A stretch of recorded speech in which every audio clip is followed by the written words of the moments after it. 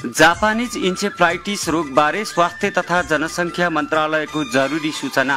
Japanese encephalitis मस्तिष्कमा संक्रमण हुने लामखुट्टेको टोकाइबाट सर्ने भाइरल रोग हो। यो रोग जुनसुकै उमेरका मानिसहरूलाई लाग्न सक्छ, तर धेरै जसो 15 वर्ष मुनिका बालबालिकामा देखिन्छ। यो भाइरसबाट संक्रमित हाँस, कुखुरा जस्ता चराचुरुङ्गी र सुँगुर, बङ्गुर जस्ता जनावरहरूलाई लामखुट्टेले टोक्यो भने सो लामखुट्टे संक्रमित हुन्छ र ती संक्रमित लामखुट्टेले मानिसलाई टोकेमा यो रोग मानिसमा लाग्दछ। तर यो रोग मानिसबाट मानिसमा भने सर्दैन। यो रोग विशेष गरी साउनदेखि कार्तिकसम्म देखिन्छ।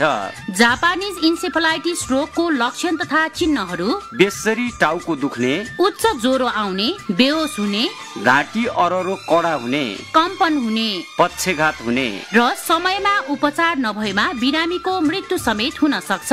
जापानीज इन्सेफ्लाइटिसबाट बच्ने उपायहरू: लामखुट्टेको टोकाइबाट बस्नु नै यस रोगबाट बस्ने प्रमुख उपाय हो।